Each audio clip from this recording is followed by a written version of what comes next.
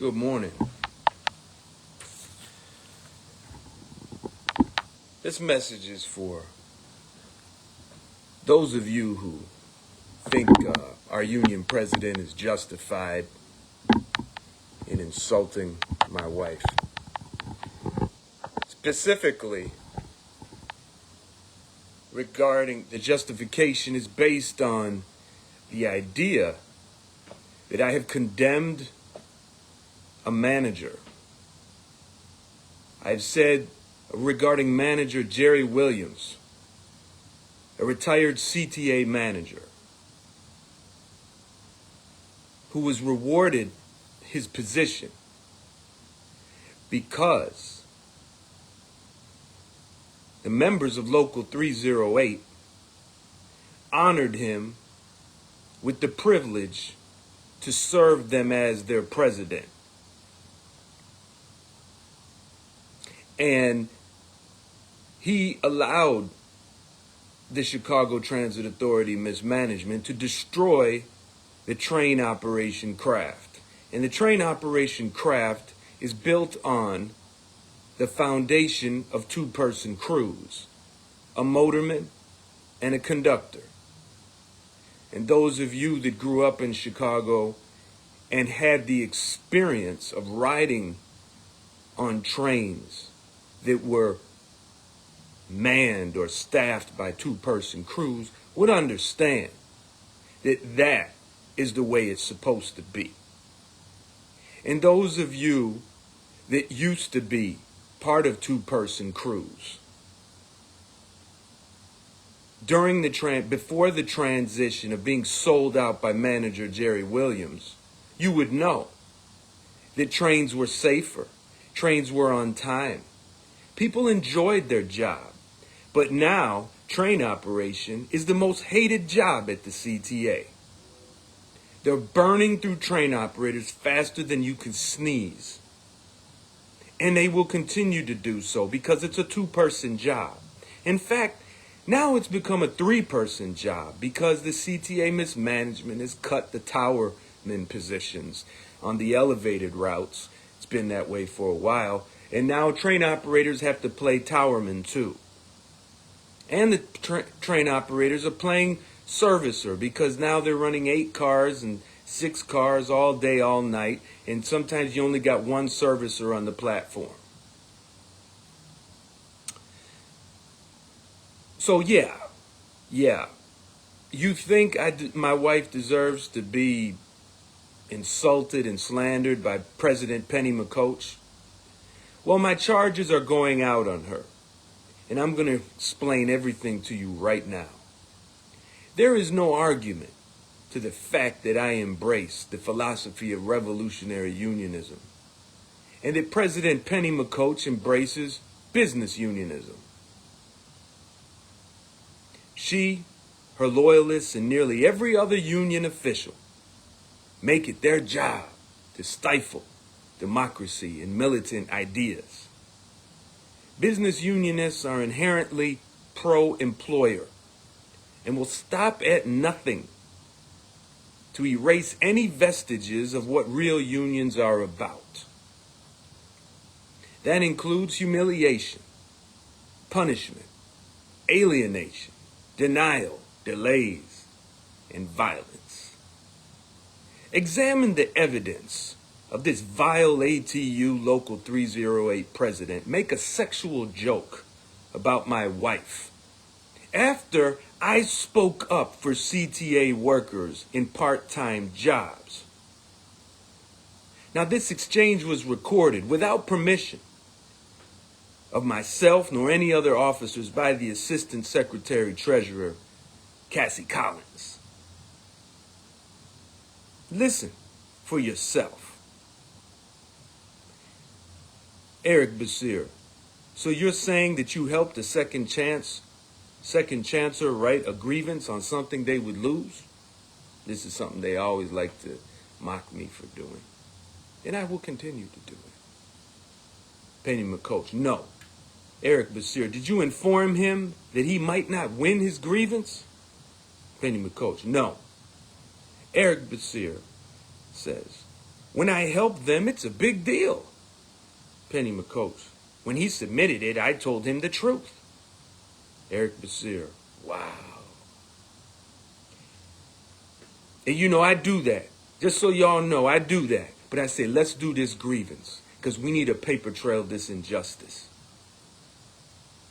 Cassie Collins. Motion not to arbitrate. Mark Weems. Second. Eric Basir. Can we question him first? Imagine that. Here's a man who comes to the union hall to try to plead his case before a bunch of union officials to get their support for him. And they just decide to just trash his grievance without even hearing from the man. Penny McCoach called to vote. The majority of the union officials votes not to arbitrate the grievance. 3 voted to arbitrate. I was one of them. Penny McCoach interjects. By the way, he wrote the grievance after he was no longer a member of Local 308. Eric Basir. He might as well have not even been a member, the way we treat these poor people. Penny McCoach. Brother Basir, keep your comments to yourself. Thank you. Eric Basir. You're not welcome. Penny McCoach. You're not either. Eric Basir. Oh, I know. That's why I keep coming. Penny McCoach. That's for your wife. And then they laugh. Oh, wow. Eric Basir. Oh, now you're going to talk about my wife. Wow, interesting. Some believe I have no right to protest this offense. My question for you that say that, when have I talked about manager Jerry Williams' wife, his children? When have I talked about Penny McCoach's spouse, her children, or grandchildren, or nieces, or nephews, pets for that matter? You won't find it anywhere. I just don't do that. But when I say manager Jerry Williams or Penny McCoach or Eric Dixon or any of these people deserve to burn in hell, I am speaking about what they have done to us as workers, how they've sold us out time after time after time, and the hell that we're going through because of their deeds. They have made hell for us. So your justification for her slandering my wife, who has done nothing or said nothing to any of you people, is that I have been disrespectful to her and to manager Jerry Williams. Y'all keep calling him a president. He was a manager. You need to get your head right and start speaking the truth and start thinking correctly, because you are in a delusion. The man was a manager. Penny McCoach, she's our president, but she acts like a manager. But manager Jerry Williams was in fact a manager. But therefore, because you say I have been disrespectful of these elites, these elected persons with 6-digit salaries and whatnot, therefore the law of retaliation declares that she is justified in making sexual jokes about my wife. Fine. Let's presume I have been disrespectful of President Pennie and Mark and all these other people. Exactly how have I been disrespectful? We need to quantify your accusations. We need to put them in context. Is it disrespectful to openly condemn her pro-CTA mismanagement business unionist policies and philosophy? Is it disrespectful to protest against her siding with CTA terrorists that punish me and others for investigating reports and holding them to the contract, into labor law and human rights. Is it disrespectful to openly mock her and Vice President Mark and President Keith's insistence on shoving a 1.5% raise with zero state and city mandated paid sick leave down our throats? Actually, that's not disrespect. That's called freedom of expression. Something to which the Amalgamated Transit Union members are obligated to answer. Read your Constitution. Read your ATU Constitution, brothers and sisters. You can look at me and you can say, that's a crazy man. He's disrespectful. He's disrespectful. What is it that's disrespectful? The truth? I think so. Look in your ATU Constitution, right in the beginning. It's called an obligation. And it protects you and ensures that you have a freedom to express yourself by pen or by your mouth. But nowhere does it say, and nowhere did it, can you ever find anywhere any evidence of me stating anything about President Pennie or manager Jerry Williams' spouse, their families, nor anything personal. I don't talk about their weave. I don't talk about their clothes. I don't talk about how their pigmentation, lack of teeth, whatever it is that you could come up with. I just don't get into it. I strictly focus on the philosophy of the person that I'm dealing with.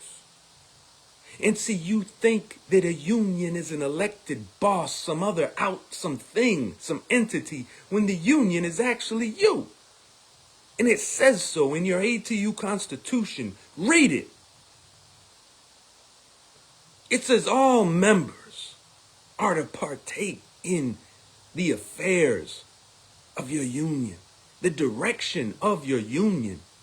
It is not some elected boss, elected king, elected slave master, taskmaster, overseer. Read your ATU Constitution. And if you're going to come after me for being disrespectful, you better come after President Pennie, manager Jerry Williams, Keith Hill, and all of them union people. Otherwise, you kind of sound like you trying to kiss somebody's butt. And I certainly don't need it, and I know you ain't doing it to me. But I know you want favors from President Pennie. I know you want her to like you because you think you need her to keep a job, when actually she and Keith Hill have shown you. They've shown you who they really work for. The charges are simple.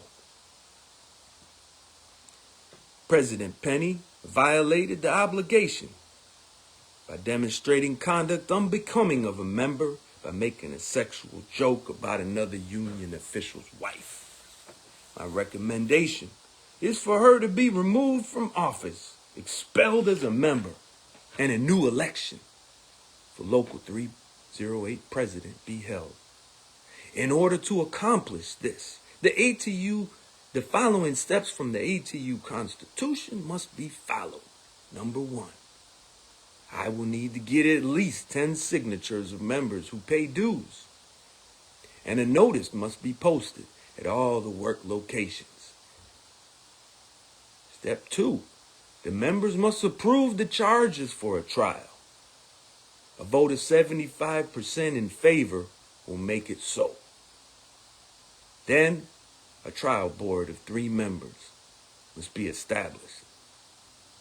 Number 3, the trial date must be set and procedures for the trial will be followed. Number 4, A meeting will be held to announce the decision and the findings. The final decision will be made by members in attendance of the meeting. Step 5. While charges are in effect, she will need to be suspended with pay. If she is not acquitted, then the penalty will carry on to the next ATU convention.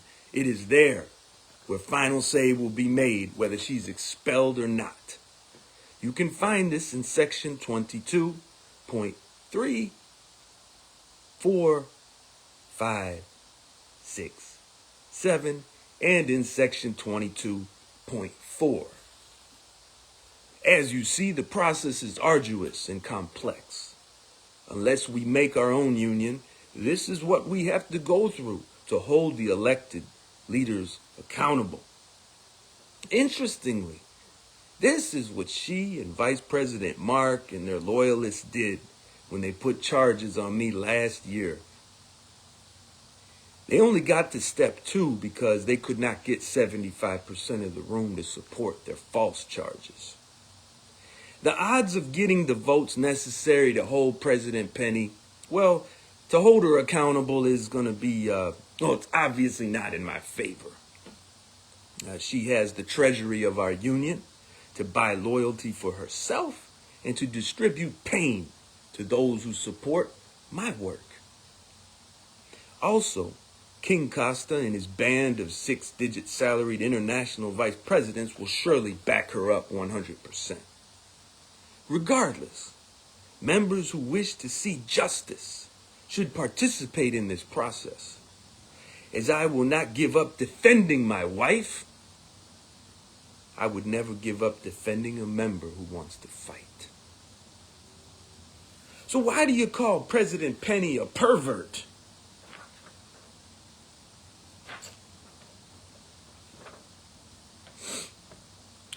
My choice of that word was not made lightly. The definition of pervert as a noun and a verb is profound and accurate. According to the New Oxford American Dictionary, the noun means a person whose sexual behavior is regarded as abnormal and unacceptable. For a union president to make sexual jokes about an adversarial union officer's spouse who is protesting unequal treatment of union members that are in part-time jobs is abnormal and unacceptable. This is because I'm defending second chancers, CSAs, and flagmen. This is why she does what she does.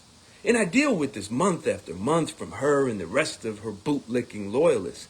They hate that I defend the CTA workers. They hate that I stand up for the poor. They do. They really do. So for the sake of decency, I will not explain exactly what she's talking about when she said what she said, but I read to you what she said. And I think that's sufficient. Regardless, one must ask, what is going on in the head of President Pennie McCoach to concoct such a statement? How can she justify it? Making a sexual joke about a woman who has never spoken or written any objections to her business union policies, Local 308, or even CTA workers. Although it is not the subject of this article, it should make one wonder why no other union officials spoke up about this statement that day. In my opinion, it is a testimony that they are afraid of her. I ain't afraid of her. I ain't afraid of nobody but the God. Business unionism is a perversion of what real unions represent. The definition in the verb context of pervert is to alter something from its original course, meaning, or state, to a distortion or corruption of what was first intended. Example, he was charged with conspiring to pervert the course of justice. President Pennie, along with nearly all of the officials, have carried on a perversion of what our union represents.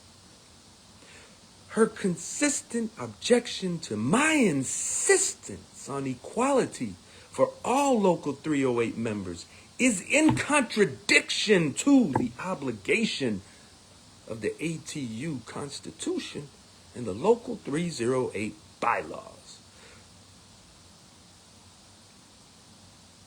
They never include us, the members, in their decisions, even the executive board. In fact, they don't want to include the members in their decisions.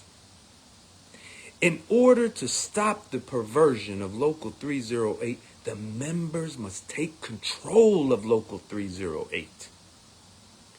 Holding insecure and cruel elected leaders accountable is an important prerequisite to make that happen. And that's what I'm doing by defending my wife from this perverted president of our local.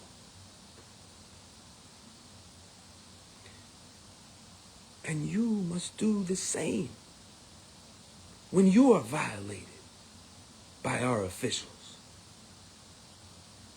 I am doing this out of duty to my wife.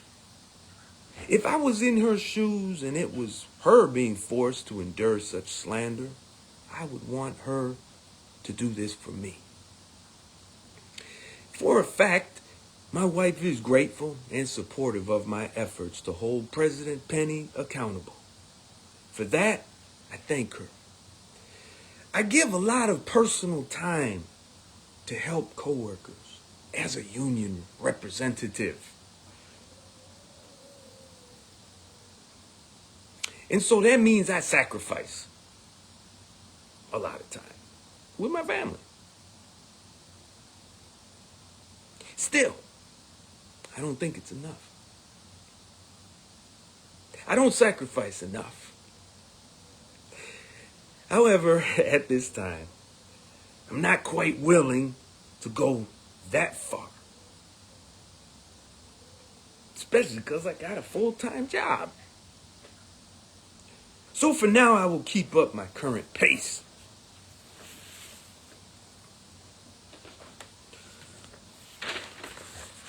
I hope that you will stand up for each other and you read your Constitution and take control of your union. You can blame me for the problems all you want. I'm the boogeyman. I can take it. Because I know who the real source of our problems is, and it's CTA mismanagement. It's not even the union officials. They are part of it, but they are merely agents of the boss. So I would like you to please, I want you to think critically. When you want to come after me for what I say in defense of our coworkers and myself, and when I criticize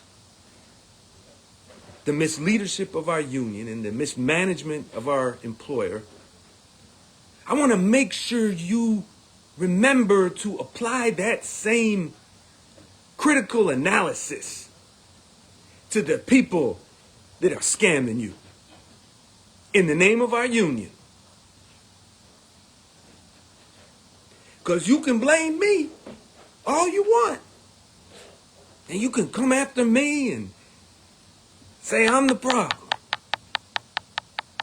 But just make sure you apply that same critique, that same measure to the people who are at the source of the torment that we're going through. In the link of this, in this video will be a link to the blog article where I break down the charges that I just read to you in this recording. Examine them and examine that Constitution. And quit making excuses and using me as an excuse not to participate in your union. Because if I'm elected president, I'm turning the union over to you. So the wins and losses that we'll have as a union will be your wins and losses as well. And you're not going to be able to get away with blaming the elected people for screwing you, because you're going to have to take responsibility for your union. Peace.